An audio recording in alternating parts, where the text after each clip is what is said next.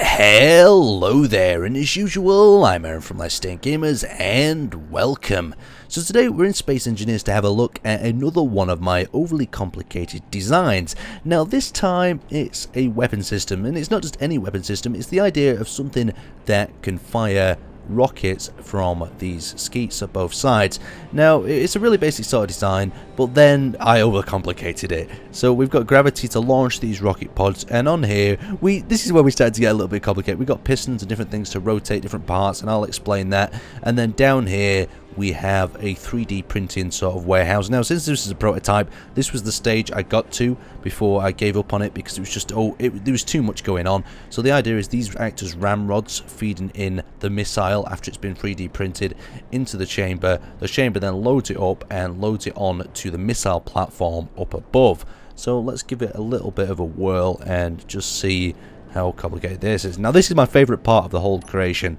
We've got this one simple button that does so many little features. So in this, we're going to open the trapdoors, we're going to drop down the missile pod. So if I do that again, you'll notice that we've got a little bit of extension on the pistons and we've got some rotary function.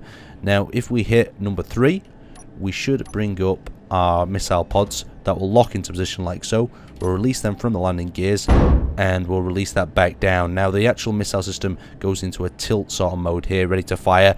These missiles in their final design were going to be some sort of lock-on sort of design, but these are just prototype ones on the side for the moment. So what we're going to do now is we're going to move it to the next stage, that is retracting it into firing mode by pressing 2 again, closing the flaps. And this is another one of the little problems. You can see how the pistons are a little bit gabby and tend to flap open up and down just a little as well. So now we're going to move into the final stage of firing these. So I don't know how well these dummy rockets will actually fire, but we'll give them a go. So gravity generators are on, and we're going to launch left side first. I think, we'll do right side, I'm not sure. There we go, right side's launched, and you can just see how inaccurate these are at the moment. And I've also got to fight a bit of the gravity. Another one of the problems with these gravity launch weapons, you see how it's flapping, but there's no way of actually locking that solidly in place.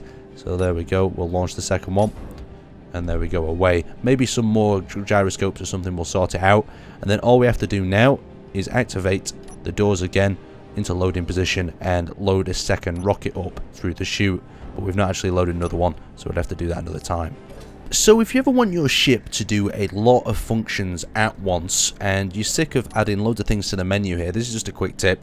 If you press K and you just see how we've got loads of random different buttons here, what you can actually do, instead of having to access them one by one on the menu, you can trigger them all at once. So like this function here, see how everything happens at once. I'm using it all on one timer block and triggering it now. So I'm opening doors, swinging arms, reversing pistons and all sorts on one button. So it's as simple as finding the timer block like so, set up actions, adding all the actions you want to the timer block like you can see there.